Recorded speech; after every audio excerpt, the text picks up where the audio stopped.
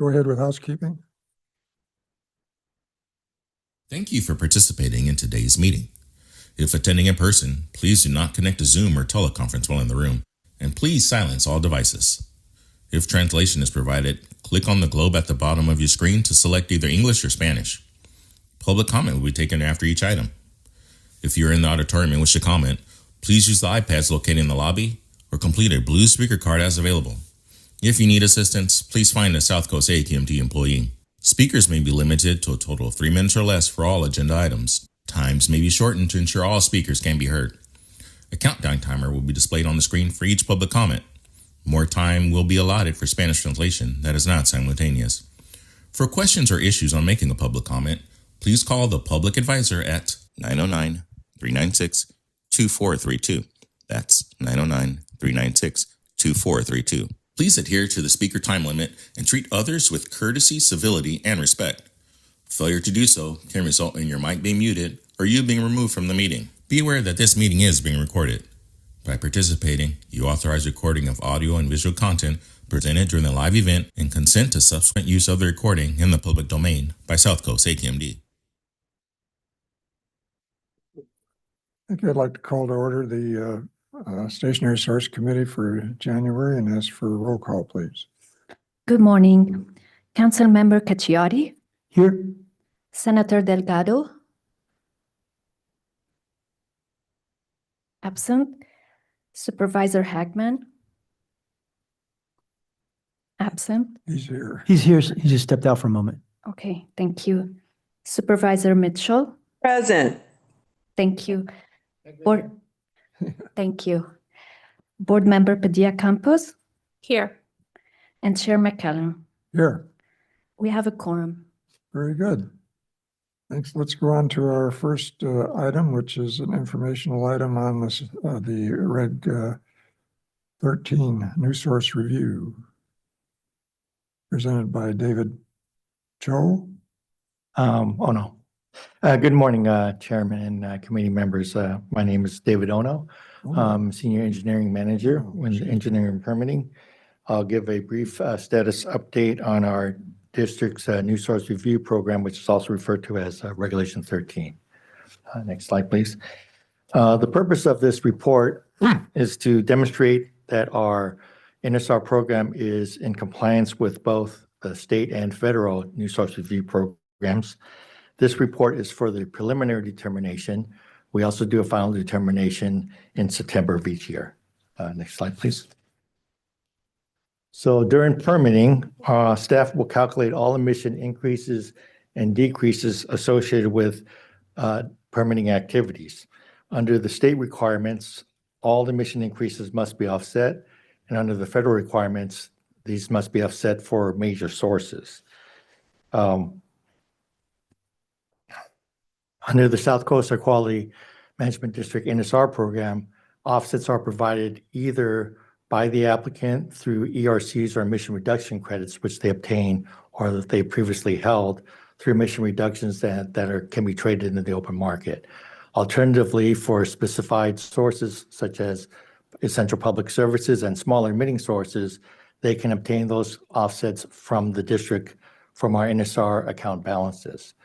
The NSR account balances are funded primarily from unclaimed emission reductions from source shutdowns, and because the state and federal uses different methodologies, we have to demonstrate equivalency from our accounting with both those programs. Next slide, please. The district has been doing equivalency reports since 1990, and at the beginning of this century, the EPA asked us to formalize our methodology through rulemaking. So through a few iterations, the Rule 1315 was approved into the SIP in 2012, and that's the framework for this report going forward. Next slide, please. Rule 1315 establishes the procedures to demonstrate equivalency. We track all of the emission increases as debits and include those in the preliminary determination. And then in the final determination, we take an accounting of all the credits that occurred during that time. The preliminary is referred to as the PDE and the FTE, and we give those reports twice a year. Next slide, please. So this shows the current balances in our internal accounts. That shows equivalency. We need to maintain a positive balance for all the criteria pollutants. You'll see that each of the criteria pollutants has a positive balance. There is an adjustment to our internal accounts that takes account for reductions that we achieve through our best available retrofit control technology efforts. You'll see in the VOC, there's a decrease there and a slight decrease in NOx. That's a result of our rule amendments to 1178 and 1118.1. Next slide, please. We also do projections to ensure that we don't jeopardize the positive balances. Those projections are based on a 5-year average, and we look for the next 2 years and project those to ensure that we maintain positive balances for all the pollutants. So this one shows projections for the next year, and then next slide, please. Then we show continued positive balance for the following year. Next slide, please. This shows the balance in historical over time, and you can see that we've maintained a positive balance throughout. Next slide, please. And then because the state is a slightly different methodology, we keep track of those. The primary difference is that the state does not require the BART adjustment. So, and it also does not, it also applies to all sources, whereas the federal is for only major sources. So the numbers are slightly different, but we still maintain positive balances across the board. Next slide, please. So in conclusion, our report shows that we are equivalent to both the state and federal, and our projections also show that we maintain positive balances, and the report will be provided at the February meeting. I'll be happy to answer any questions. Thank you very much for the presentation. Colleagues, any questions? Supervisor?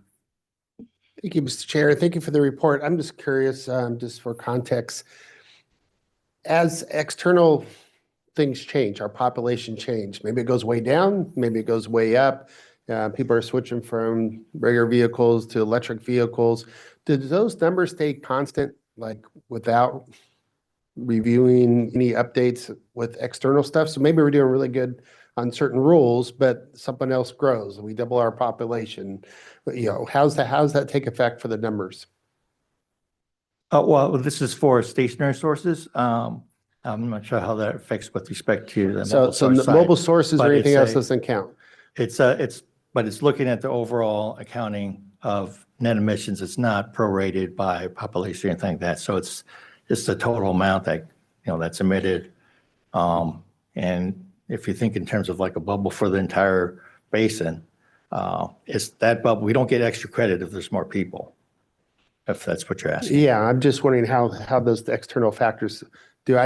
We have to keep up with population growth and industry changes. You know, we have to be, we don't get relief. I'm just, if our population at grows. some point, Wayne, do we take a look at the bigger picture? Like we all say, hey, our air is getting better and better, but you know, does it switch from one category to others? But stationary stays stationary, mobile stays mobile, you know, all the rest of it.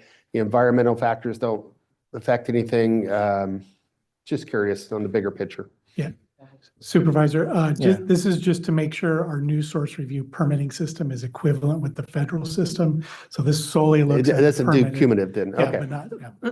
that makes sense. In answer to your question, we have to look at the pollutant load and all those other factors. They typically don't come into play the way you're asking about it. And that is a question that is being asked at the federal level.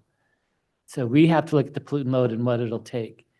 We don't get a credit for a 10% increase in population that we have a 10%. Or if we had reprieve. a really bad season of wildfires or really windy seasons that blow dust in the air. I'm just curious about how, you know, it just reminds me back in the days and how, Supervisor Mitchell, remember we had our water wars where we kept setting different levels for reduction of water, Right. but it was an abstract number. It didn't look at like a business like Coca-Cola manufacturing that the sales went up 20%.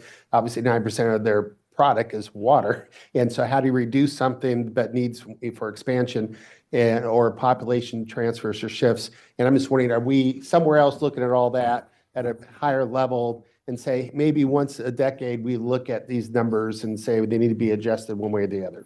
If Mr. Chair, if I could add what, and I'll defer to Barbara.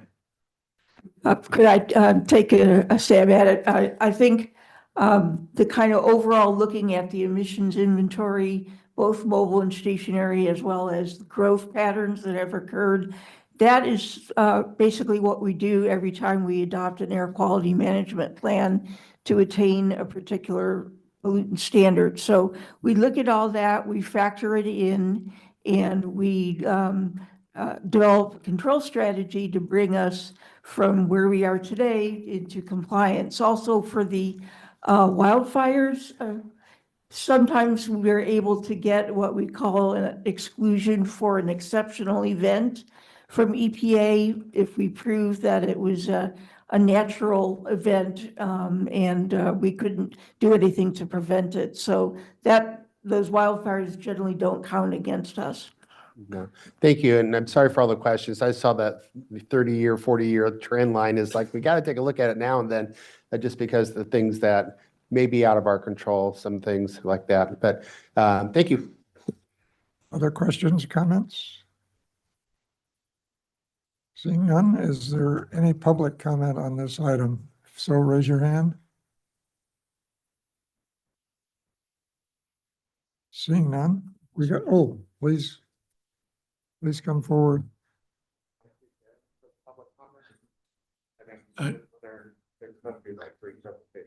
Chair, we have a blue card from the gentleman for open public comment. This would be for. Yeah, this agenda item is number for a one. comment on this particular item only. I'll wait until the end. Yeah, your general public comment will be at the end of the meeting. Thank you. So seeing no public comment, we'll move on to our next item, which is an update on the proposed amended rule 1124, presented by Heather. Hello, good morning, morning. Committee Chair McAllen, members of the committee. I'm here to present on proposed amended Rule 1124, our aerospace assembly and component manufacturing operations rule. Next slide, please. Just by way of background, this rule was adopted in 1979, has not been amended for a while, not since 2001. It establishes VOC limits on aerospace materials that are applied during manufacturing or assembling of aircraft and spacecraft. This is our latest VOC rule. We're addressing those two toxic exempt compounds, parachlorobenzoyl trifluoride, or PCBTF, and tertiary butyl acetate. We did have a public process for this rule amendment, which included 5 working group meetings and a public workshop earlier this month. Next slide, please. Just by way of background on the exempt compounds, there are certain solvents that are low photochemical reactivity, so they don't produce a lot of ground level ozone. So they get defined as exempt, so they're not counted towards those VOC limits. Many manufacturers rely on these compounds to meet South Coast AQMD limits and national limits. However, some have been found to have toxic endpoints. So we did approach this committee in 2017 to seek guidance. And the guidance was to really prioritize lowering toxicity over getting those additional VOC reductions. Since that time, the Office Environmental Health Hazard Assessment, or OEHA, has finalized their assessment on TBAC and PCBTF in 2018 and 2020 and determined that they were potent carcinogens. So since that time, we have worked through our different VOC rules. We're just kind of going rule by rule, category by category, trying to find the best way to phase out of these compounds. Next slide, please. And there are some pretty high hurdles and challenges in the aerospace industry. They do have a lot of certifications, military specifications. So reformulations are very challenging, take a very long time, just rigorous testing that they have to undergo. So we are proposing some additional compliance options for aerospace materials. Next slide, please. So now the rule does apply to a lot of diverse materials. It's not just coatings, it's everything that's used in those operations. So we did find that there are different products, some that do not rely on PCBTF or TBAC. So we are taking a two-tiered approach. So tier one are those materials that really don't use PCBTF. So we're just having a prohibition for those. And then there's a couple that while they do use PCBTF, we've identified alternatives. So those will have like a future phase out.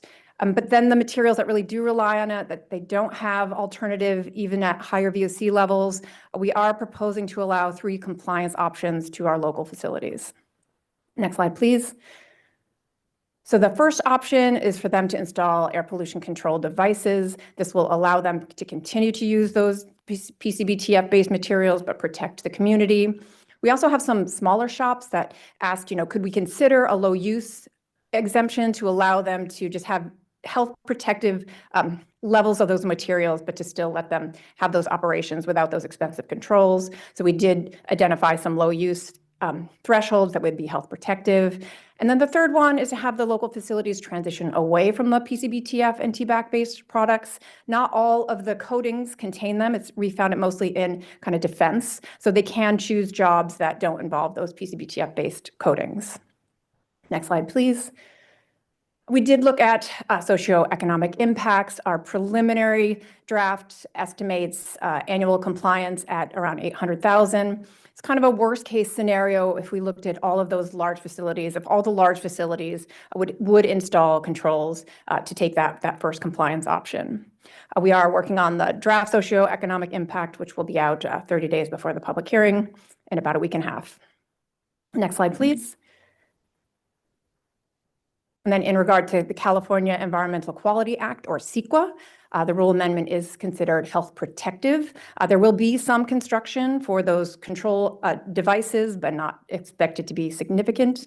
So they will be drafting a notice of exemption. Next slide, please. Then for the next step, we are scheduled to have a public hearing in March. With that, I'll take any questions. If a facility uses the solvent or coating, and is there a technical alternative to phase them out? Or is there technical issues where they can't have a coating that does the job?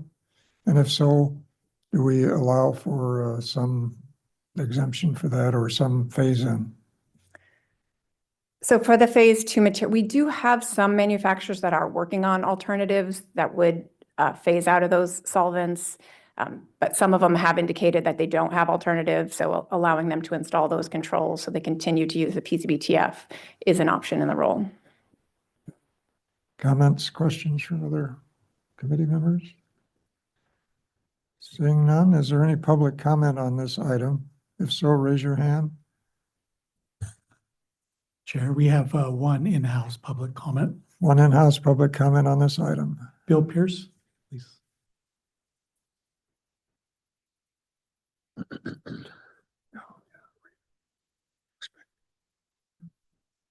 Good morning, Bill Pierce, the Boeing Company. I just want to actually take the opportunity. We've been working a lot with staff. I've had a number of meetings. We appreciate their listening to our concerns and making changes to the proposed rule. And so we look forward to continue to work with them as this rule goes, or proposed rule goes forward to adoption. Thank you. Thank you very much for your comments. I'm sure our staff appreciates it, and we appreciate all of the hard work that our staff does in coordinating with the industry. Next, we have Rita Loof online. Rita?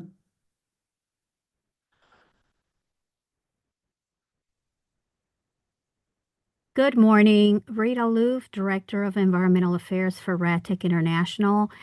We submitted written comments to staff on the proposed amendments to Rule 1124.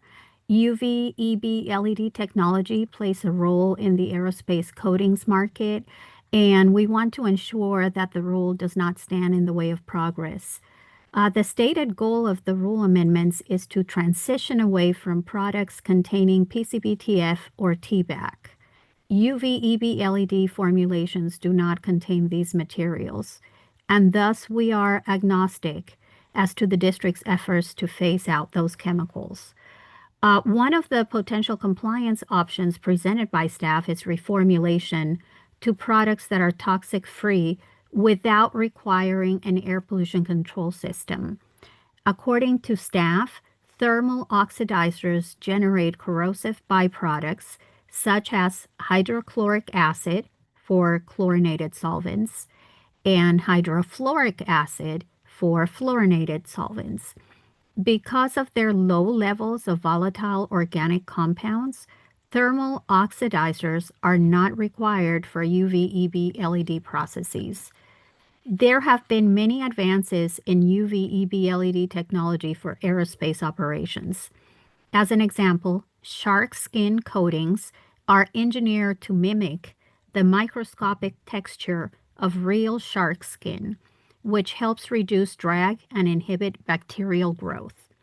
Originally developed by the military to improve aerodynamic and antimicrobial properties, these coatings are now being adapted for commercial applications in industries such as commercial aviation.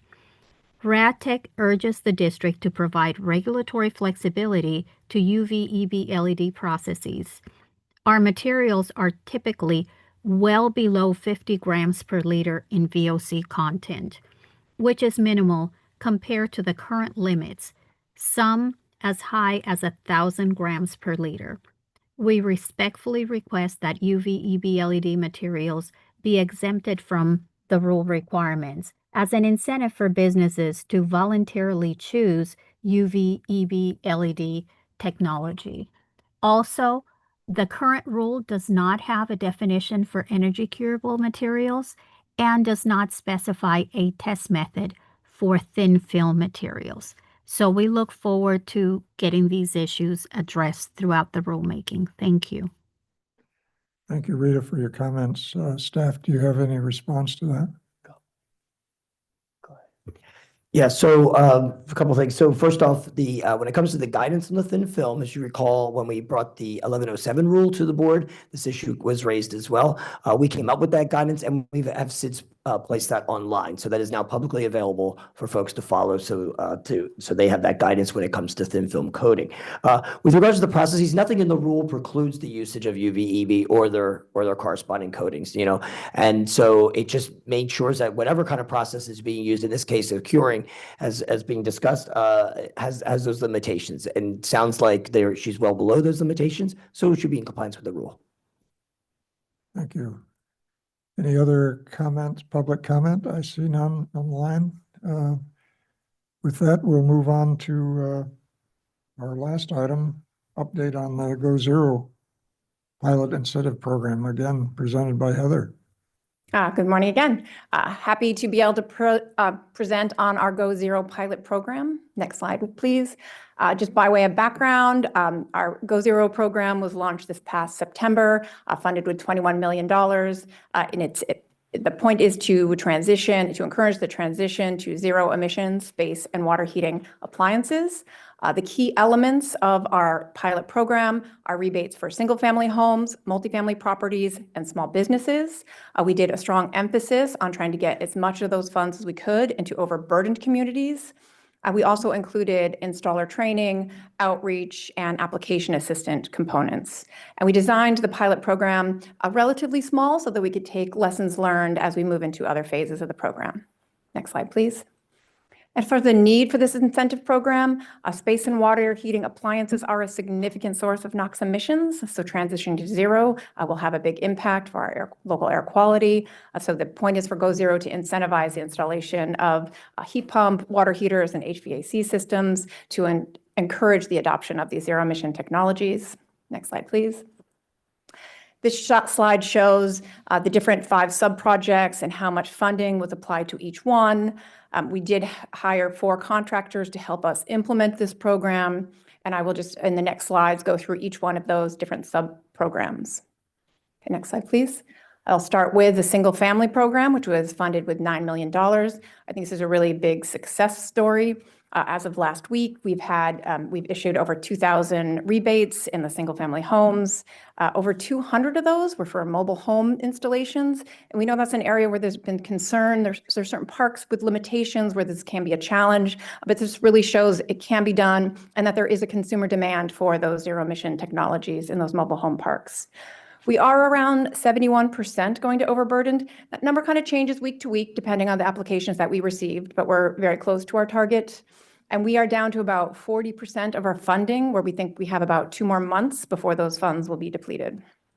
Next slide, please. Multifamily, another big success story. This one was funded with $5 million.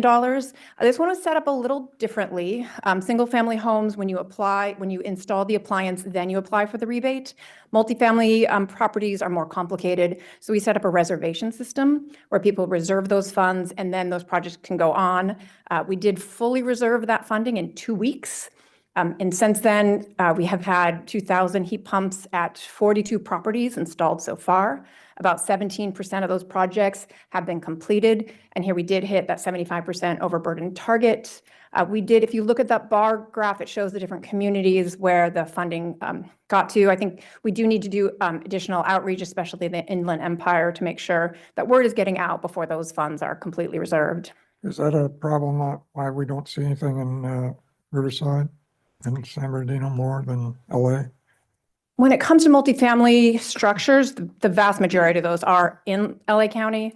There's just there's like 95% of multifamily properties are located in the Los Angeles area. So that's part of the reason, population and just the type of properties that exist. But we do think we need to get additional outreach to ensure that we get funding out to all of the counties. Did someone jump in and gobble up all the funds?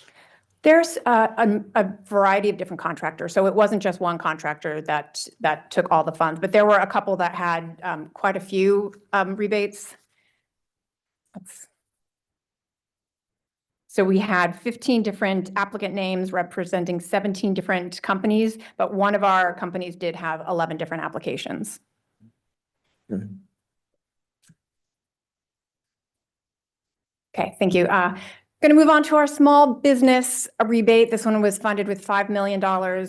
This one is a little less of a glowing success story. When we finalized these slides, we had not received any rebates, but since they were finalized, we have received 2 applications, so hopefully those go through. We did have a change in this program since the launch in September, where we expanded it to apply for larger businesses, and we're working on enhancing outreach and making sure we're getting to those business communities.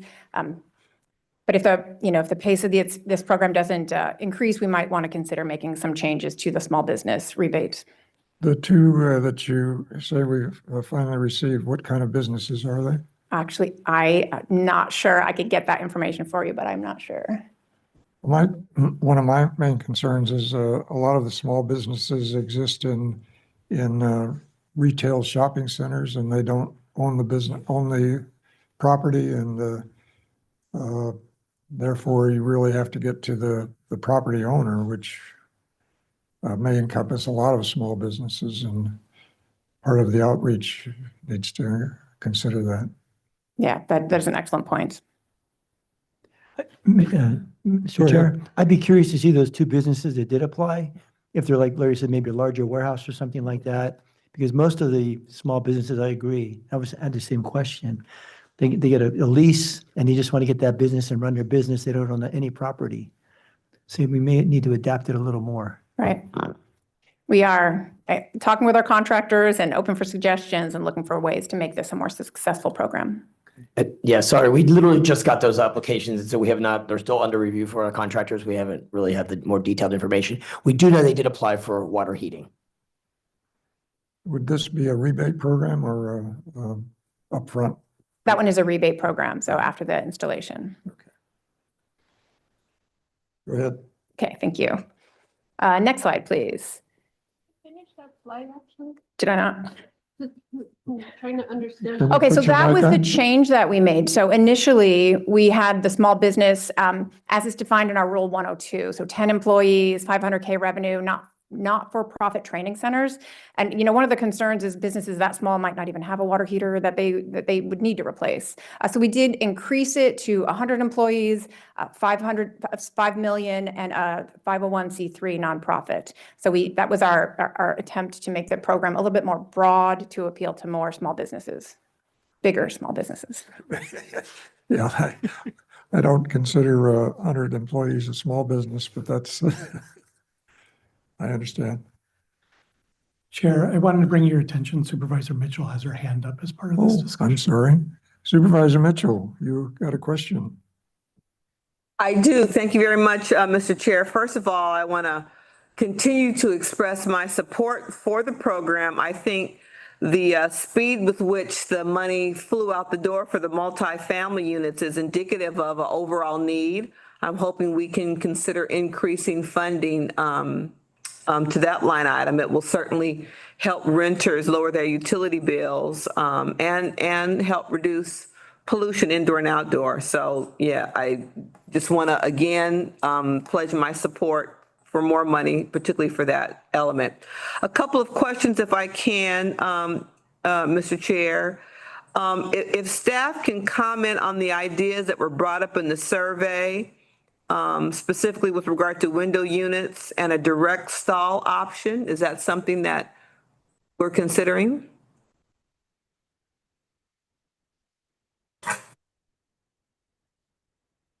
So yeah, we're going to address that feedback that we got a little later in the presentation.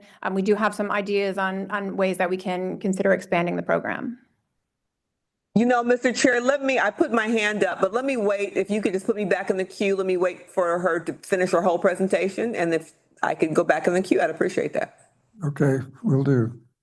Go ahead, Heather.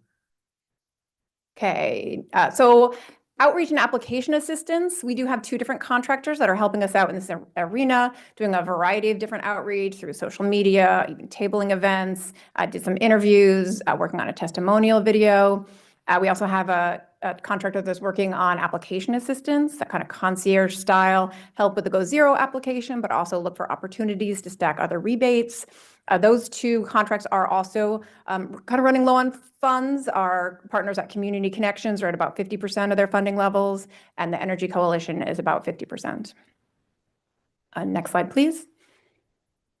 Then the last piece of our program is our training. This one was structured a little differently. We have enough funding for 4 years of training activities. And they so far have had 3 webinars and a 2-day boot camp, which that picture is like our CC2. It was held at headquarters, had about 15 to 20 trainees, just learning kind of more in-depth training on how to install heat pumps. So we do not recommend changes to that training program right now because it is projected to last for about 4 years. Next slide, please. So then this is our public process. We do have a rather large mailing list. So we sent out surveys, got about 27 productive responses. Most of the responses are asking for additional funds, stressing we need more money for that multifamily so that those funds last longer. As committee member Mitchell mentioned, asking for window units to be included for a rebate, as well as like these direct install programs. Direct installs are different than what the Go Zero program is. So where you go into a home and you pay for everything that would needed to, say, transition to zero emission appliances, including electrical or structural changes, construction. So that is a kind of it's a broader program than what we have with Go Zero. Next slide, please. So when it comes to potential considerations for the next phase, we would recommend adding more funding to it at similar or higher levels. I think it would make sense to have higher levels for that multifamily and single family rebate so that those programs last longer. We also have kind of some ideas on expanding eligibility. The program is meant for NOx reductions. So typically those rebates are available when you replace your existing gas unit with a zero emission unit. However, we think it would make sense to include rebates for the recent burn areas from the fires that occurred last year. So that would be new construction. We also have a consideration to allow homeowners in tribal areas. We've had several applications from tribal areas. They're technically not subject to South Coast AQMD regulations, but it's in the same air basin. Those NOx reductions would help clear the air for everybody who lives and breathes within our jurisdiction. We also have a solar thermal water heater, a local manufacturer who manufactures these units. We think it would make sense to have rebates for those units as well. Those are sometimes paired with natural gas units, or they can be paired with zero emission units. So we would, structure the rebate to only be for those zero emission units. Speaking to the Los Angeles fires, I'm not sure would be my personal view, a good use of the funds, because my understanding is that their rebuilding of houses is not going as fast as it needs to go, and that a lot of investors are buying up properties, and that would, in essence, tie up funds for a considerable length of time if we allow them to dip into this fund. So I would take a look at that before we make that recommendation. But Supervisor Mitchell, did you want to jump in at this point? Yes, and to your last comment, Mr. Chair, I think the experience in the two different burn areas is different. I think that there are homeowners who are rebuilding, certainly in the Eaton area, many of whom, were house rich, cash poor, and could certainly benefit from this as they decide to rebuild, particularly given the fact that they're trying to rebuild better and different.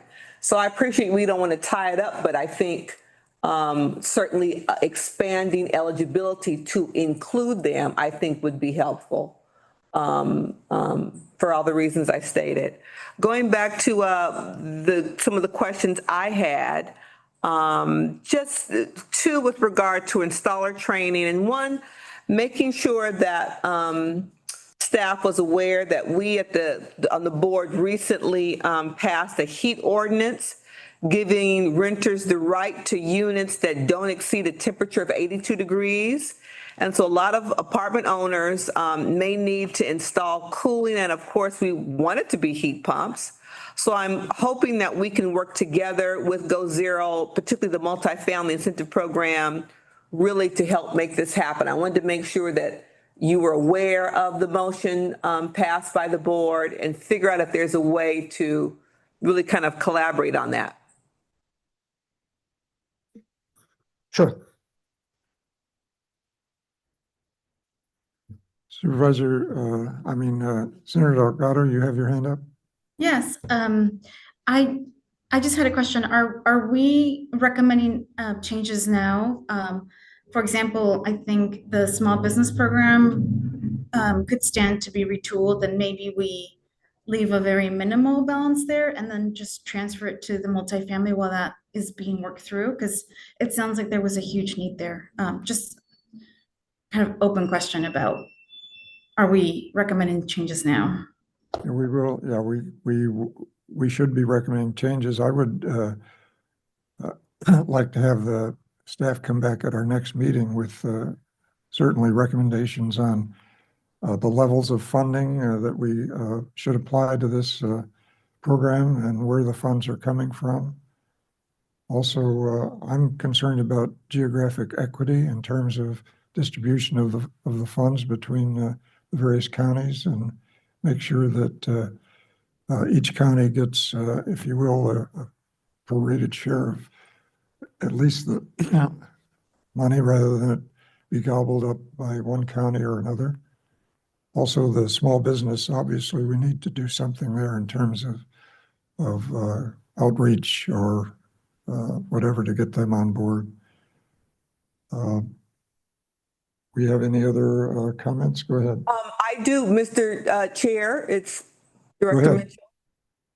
Yeah, I was waiting for a response from staff to my comment about the ordinance here in LA County, if they're aware of it and if we could partner. We are aware of the ordinance, Right. and we've also been working with LA City on some of their programs. So we definitely, if we're not partnered, which I thought that we were, we will partner, Supervisor. Okay, you may be. I just wanted to make sure that may be happening and I may not be aware. I think with regard to the chair's last comment about, equity and prorated, I would be interested in having that conversation. I certainly think our outreach should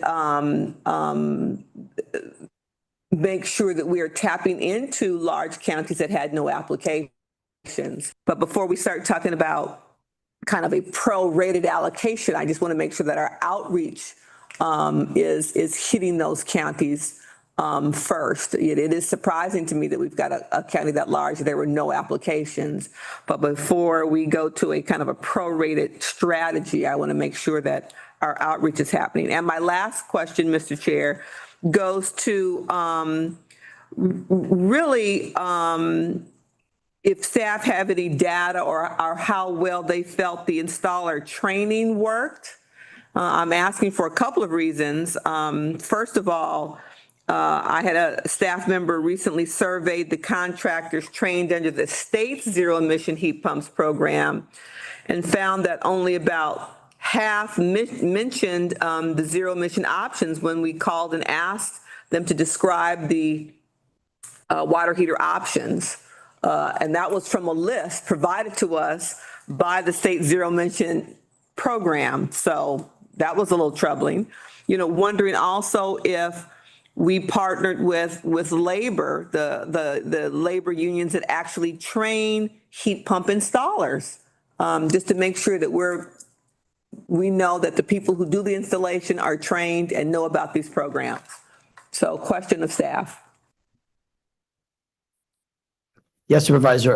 During the development of the Go Zero program, we did meet with a group of labor unions that were involved with who do installers, and we explained to them how we were planning to roll out with an installer training program. Just keep in mind that that some folks, the real intent of actually the installer program is to kind of encourage those that have already been out there in the world of installing natural gas furnaces to learn this new trade, to sort of expand that pool of workforce out there for an additional trade in order to make those installations, and then to expand the pool of those out there to do the installation so they can be done more quicker and efficiently. So do we have a list now of those who've been trained? So, if folks want to tap into people who we know have the training, is that something that AQMD is maintaining? We do have a list, it's not currently available on our website, but that's something we can consider. Great. So as we talk about perhaps considerations for the next phase, I hope that we would make that publicly available so people know that there are folks who are trained to do this installation. Thanks, Mr. Chair. That's all for me. Thank you very much for your comments. As far as the geographic equity, I'm just concerned that, out in the Inland Empire, we have a lot of environmental justice communities, and I'm surprised that we didn't have more people applying, and I just want to make sure that we have funds available for those that need it in those areas. I agree. I was surprised to see that as well. Dear Campos, please. Thank you. Similar to what we were discussing about distribution, I'm a very visual person and I love maps. I'm wondering if you can provide a map for us where we can see dots of where folks have applied or have received the funds, and also maybe some shading of where the outreach has happened. I think that would really help for the next meeting. And then for recommendations for the businesses, I know you've expanded the number of employees, but can the groups that are doing the outreach actually do some sort of survey to really find out what the issue is? I thought some great points were brought up today, but I think we should really ask some of the businesses so we ensure that we're really changing it to really cater to whatever the problem, or resolve the problem, to resolve whatever the problem really is. It's just some of my suggestions. And 42 properties only just seemed a little, maybe I won't get into that. So forget that. But yeah, just really want to advocate for the maps. Very helpful for me. Those bar charts are not as helpful, I think. We love that suggestion. Our staff was just working on a map this morning. Oh, okay, great, thank you. I anticipated your comment. Supervisor Hagman. Thank you, Mr. Chair. Just going back to, I agree with a lot of the points brought up already, but for the workforce training part of it, I'm always cautious not to reinvent the wheel. Each county has a robust workforce investment program that maybe we can partner up with, as well as I know I sit on the Inland Empire's IRIN, and I know LA and all the rest of the counties have that too. We're putting millions and millions of dollars toward energy efficient training. So it may be easier to just partner up with some of the existing structures out there and maybe kind of lean them toward these newer technologies that we're focused on. I actually asked them to do the same thing because they're trying to pay for software and things like that to find out what grants are out there. I go, really, you should be partnered up with the ones giving the grants like AQMD. So I think, the more we can cross-pollinate these existing silos of organizations to share that information and not duplicate it, may be beneficial for everybody. Good suggestion. Thank you. Any other comments or questions? Yes, Mr. Chair. Yeah. I agree with Supervisor Mitchell, Chair Delgado. Pump a lot more money into the program, especially multi-unit and single-family. Geographic's great. A few questions. With regard to the installers, before I worked in a section of the Attorney General dealt with the contractors, say license board, and all the licenses and some certifications, landscapers, contractors, plumbers, masons. I don't remember a license ever required for this. Not that I ever got a complaint. I got a lot of complaints, contractors, landscapers. But what profession does it? Are they plumbers? Are they metal workers? Who's the people that are coming to these trainings? What professions? Do they have a profession? Or are they just learning? I'm just curious. And because in the future, when we do run out of funding someday, people can go, who do I go to install this? Do I call the plumber? Do I call this contractor? Just so maybe we create a new license. I don't know, with the contractors board. So these would definitely be licensed contractors. There's contractors that, as far as the space side, that do HVAC systems. Right, so that would be under their purview, and those would be licensed contractors. On the water side, it is a little different because plumbers don't typically do the electrical work. And when you are going into heat pumps, there could be some electrical work involved. Though there are, new 120 plug-in units where you just would plug it into the nearest outlet. But we don't limit who comes to our training. So there are people that are just trying to learn and become more educated, as well as some contractors that actually do this work. We did meet with the sheet metal union. They also are involved in installations of HVAC systems. So there's a lot of different installers that work in this space. Okay. With regard to the multifamily units, board member Campos was going to talk about. I'm just curious, because I'm curious too, because I know for instance, my city, even though it's South Pass residential, there's 50% multi-unit, and some are massive, like 60, 100 plus units. But the majority of ours in a lot of the San Gabriel Valley are mom and pop, like fourplex, threeplex, 2 fourplexes.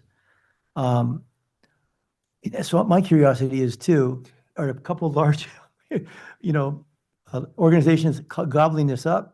And that's fine because it's improving here, but I'd like more of the mom and pops to get it if it's possible. Do you know, or will we? So our multifamily definition is 5 or more properties. So it Okay. is the larger properties that would fall under the multifamily. If it's a smaller property, you can apply through the single family Right. rebate program. And like I said, there were like 17 different contractors. One had 11 different properties. So there are some that have gobbled up those funds. We did put a cap on it because some of these properties are very, very large. So there is a $300,000 cap to make sure that we get to as many properties as we can. Good. If you can just let us know the size of the units they're getting. Are they 10? Are they 100-unit apartment complexes? Just curious. We get a good demographic of. Yeah. So I just want to highlight, okay, so that when we talk about 42 properties, we're also remember we're talking about 2,000 units. So on average, we're talking about buildings with 47 units in it. Okay. So it's not a small number. Okay. And then with regard to the video, the testimony video, again, we're going to run out of funds someday because it's great. I'm so happy to be using it. I love looking at that every week when Wayne puts out the weekly report. The group's doing great. I just want, when we're finished, that this keeps going. Because someday we may come back and revisit this rule someday, late this year, next year. But this testimonial video, because I still don't understand, I hate to say it, and I'm not the smartest guy, but I wish I understood how a heat pump works. I understand the air, but if you can see it on a video, all of us are multi-sensory perception. We hear it, but if I don't see it, I don't understand it. When I coach, I talk, and then I demonstrate. Here's how you kick a ball. Here's how you head the ball. I want to see it. So when these videos come out, so that a person, we can take it to a council of governments meeting, and all the elected officials go back there to 50 cities in San Bernardino, Riverside, and they'll show it a 3-minute, 5-minute video. Here's how simple it is. Here's the people you call. Here's how much it's going to cost. Here's our rebate. And here is the pollution is going to reduce. All the harmful effects really quick, but this is why we're doing it. I hope these themes are in the video so it can, again, move people's hearts. Boy, if I do that, I'm going to reduce pollution for my kid who's got asthma in the house. And as Supervisor Mitchell said, not only inside, but outside. But great work. Keep it up. We're just giving you little tidbits on the edges, but I'm really excited. Mr. Chair, can I just ask a clarifying question, please? Please go ahead. First of all, I love the idea for the video. I'm with you. That just to capture all the points you raised would be great. So, okay, the multifamily explanation was interesting to me. So you are defining multifamily not by the number of units on a property, but the number of properties somebody owns. Did I understand that correctly? No, it will be number of units in a given building, 5 or more. Okay, so 5 or more. So the mom and pop examples that were just shared, you said they could apply for single family. So then if it's a triplex or fourplex owner, they wouldn't qualify for multifamily. That's correct. Okay, thank you. And that goes along to my question, in the outreach and so on to single family. Are they made aware of that? The mom and pop, like the fourplex, et cetera? Do they know that they can apply under the single family? We'll work with our contractors to make sure that that message is kind of front and center. Yeah, I think that's a good idea. Yeah. You know, following up with Larry and the supervisor, I know there's in LA, in Los Angeles, there's the Apartment Association of LA County, LA City, and their members are all big ones and small ones too. So if we reach out to those organizations, they're very active. They've testified at our city many times when we had a rent stabilization ordinance. I agree. I would just say, I am a duplex owner, and when I see the term single family, I don't think that applies to me. I agree. Just as a duplex owner. And so, yes, those organizations do represent mom and pop. Mom and pops are getting better organized. And so I just think that we need to be very clear that if it's under 5 units, it's still considered single family. Good discussion. You want to go to your last slide? Forgot I still had slides. Oh, wait, there was one more point on that slide. Also a consideration for including like an administrative fee, so we could have some cost recovery for staff's time working on that program, just to consider having a small percent of that fee go to cover some of our costs. Mr. Chair, I'm supportive of that. Thank you. And then the last slide is just the next steps. We were seeking input from the committee. I think we got some excellent input today. Thank you, everybody, for making the suggestions. And then, once we have a proposal, to bring it to the board for consideration so that we can authorize the chair or the executive officer to execute contract updates. Very good. So at our next meeting, you'll come back with recommendations based on the discussion here. The plan would be, yes, to come back to the February committee and then go to board in March. Okay, good. Great discussion, good input from committee members. Appreciate that. Oh, go ahead. Just as I've got my policy hat on. So this whole fire thing kind of got me thinking about what happens if your house burns down and you're insured for whatever the valuation of that home is. But the rebuild, if we're insisting on newer technologies, may be more. So if you had a house with 100 amp power, now you need a 200 amp power, you need to pull more power in. Maybe start to work with some of the policymakers in Sacramento that maybe the new insurance policies are congruent with the upgraded, technologies you have to put in there as well. So I would just think, and I assume the standards are different for the energy conservation for that burn area than it was unless you rebuild to the original spec. Why would you need any kind of incentive? Because you already got that built in to the new building codes throughout California, and we should be using that dollars for probably the lowest hanging fruit, which is the very old technologies out there, most polluting. But I'm also thinking on the flip side, if I'm the insurance company and now all of a sudden I've been told to rebuild to a whole new standard, I may have to have a different valuation for my insurance policy. So just policy thoughts. Well, rebuilds will be done in accordance with the latest building codes. So, good point, though. Any other comments on this particular item? Seeing none, we'll go on. We have 2 written reports. Is there any need to take a look at those or questions? Chair, we had a public comment Oh, for I that forgot item. that. We Any have, public comment on this item? Adrian?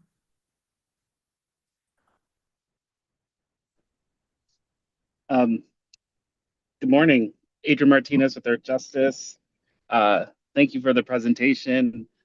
I want to thank staff for their incredible work on this program. It's really exciting. I monitor a lot of incentive programs at the agency, and the uptake on this one has been truly extraordinary. I was going to suggest that it be brought to the board by April, but Executive Officer Nastri and the staff are overly ambitious and A+ students and want to bring it in March, which is great. But Earth Justice supports expanding the program. We think you could allocate all of the money in the current 1121 fund. And we support the recommendations from Chair McCallum on reach out to the Inland Empire and making sure communities are getting the benefits of this, and Earth Justice will do what it can to also reach out to allies out there that are doing this work. One thing per Chair Cacciotti's statements on running out of funds, one thing we may want to consider is there a group or a space to convene to figure out if there are ways to get additional funds here? One idea, a lot of the Attorney General's office has a lot of SEP funds from litigation. It seems like, this would be the type of program where you could provide some benefits to communities. So I'd encourage kind of thinking through how can we not only expend the money in the fund, but also find additional funds. But we're very excited and appreciative of all the work on this, and we look forward to being back in committee next month and at the board in March with a bigger, more permanent program. Thank you. Thank you very much for your comments. Next, we have Kim. Hey, good morning, board members. I just wanted to also thank staff for a great presentation and a great update on the Go Zero program. And there were some really great recommendations from the board members. So thank you for engaging on this program. And it's really great to see how successful the program is. And also, I should say that, I work for the Sierra Club for the Angeles chapter, and our chapter is LA and Orange County. So definitely happy to see of all the success in LA County, and would love to see more outreach done in Orange County and Riverside as well, so that there is more distribution of these funds in those areas. And I would be really excited if in future phases of the Go Zero program, there was an exploration of a direct install program for low income community members. So that would be something that I would be excited to see. And we do have members who have unfortunately been impacted by the Altadena fires and the Palisades fires. And we're hearing from our members that, the rebuild process is slow. And there are folks who want to replace and as they're rebuilding, put heat pumps in their homes. So that's something that I want to elevate, that I'm hearing directly from community members and Sierra Club members. And I appreciate all the work that has been done into this program. Super appreciate all the great feedback. And I look forward to engaging in this process and continuing to see the success, because we had really great updates from staff. So thank you all. Thank you for your comments, Kim. Going on to our written reports, I know the chair, Cacciatti, wants to talk about the violations. Just one quick one, and I like to get Terrence on his toes over there. But I just want, no really response, but I just want to bring to my colleagues' attention, in the first page of the violation, there's one that's it's higher than all the rest put together. And that's the one for City of Los Angeles Tanyan Canyon Landfill for a violation of 1150.1, which is control of gaseous emissions from active landfills. They were fined over $330,000. I just hope we've had Chiquita Canyon Landfill, Sunshine Canyon Landfill. Is there now another active landfill in our basin that's, Terrence, thanks. Just general. Thank you, board member. I was waiting to see where this question was going. The answer is no. Okay. This is not that kind of issue. This is a singular violation over a period of time. One notice of violation was issued, and our legal department went through the process and settled it appropriately. We are continuing to look at this facility. It is a closed landfill within Griffith Park. I should probably add that. So it is not an open operating landfill near communities, that kind of thing. This is not the results of complaints. It's the results of on-site, boots on the ground inspections. We are hoping that this issue will be resolved, or will be resolved soon. It is not like those others. Terrence, thank you. And thank your staff, Wayne and Terrence, because even though Griffith Park's in a park, I use it. A lot of people use it. There's running through there. There's golf. There's kid hiking. And they go to up top. I know I was at an event for council member Rahman about a year ago at that facility. So thank you for doing that. Thanks, staff. Thanks, sir. Speaking of landfills, next week we're going to visit one. Yes, excited. Very good. Let's go on to other business. Any other business we need to talk about? Seeing none, this is time for public comment for items not on the agenda. We have one comment in person here. Please come forward. Hi, my name is Jared Kay. I'm a resident of Santa Ana, and I would like to ask that I'm going to demonstrate this is an infrared camera.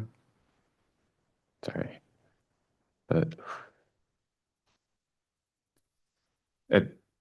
if you can tell, it doesn't show my breath. This is a $200 camera. In order for a camera to see my breath, it would have to have a cryogenic sensor. And so what I'm asking for is a fence line monitoring cryogenic camera system for the OC sanitation pumping station at 10844 Ellis Avenue in Fountain Valley. I guess we recently upgraded it's a 7.5 thousand megawatt per month. I call it a refinery, but it's still considered a utility.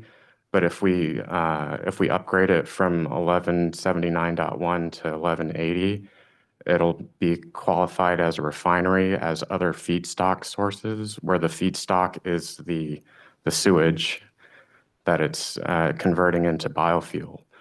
And so traditionally, it would produce formaldehyde and stuff like that, and which is a single carbon VOC, but they don't measure. They don't have the instruments to measure that.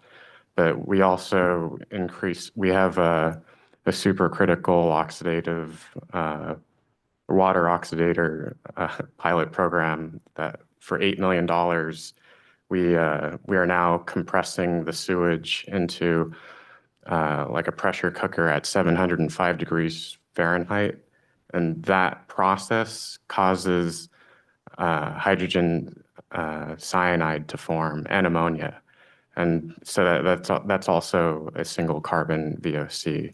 But we have no way of actually measuring it. The only way that we would be able to measure it is if there is a leak, there would probably be a lot of really dizzy people on the ground. But anyway, so that's why I ask that we upgrade the OC sanitation pumping station to to be classified as a refinery. Otherwise, we could spend $1 million a year doing it ourselves as well. It costs $1 million because this camera is $200, but to cryogenically freeze it and put it in a parabolic telescope for $500 for the fence line monitoring, it costs around $150. Thank you for your comments. Staff, do you have a response? Absolutely, Chair. I want to thank you for the comment. The SQO, as we've been calling it, OC SAN, is a R&D project that has been permitted. We are currently in discussions with the facility. There's not fence line monitoring, however, there is direct source testing for toxics as part of our regular permitting requirements. So I think, well, the system is designed to remove cyanides from the water, but we're definitely going to look into potential testing to include cyanide if it is appropriate to test at the exhaust of the system when it's running. Okay, thank you. Any other public comment? See none online. Mr. Chair, if I could just get clarity, the last witness didn't identify himself, I don't think, and he kept referring to we. I don't know if he's representing an organization. I just was unclear. If he's with an organization? He did mention his name. No, or an affiliation. I'm just a resident, sorry. So when you say what we'll have to do, so you're not with an organization that is proactively doing any of the monitoring or work? No, I'm just talking about OC, like the whole, or just everybody, like us as people. Okay, thank you. Thank you very much for that question. Well, with that, then we are adjourned until our next meeting in February 20th, 10:30 a.m. So have a great weekend, everyone.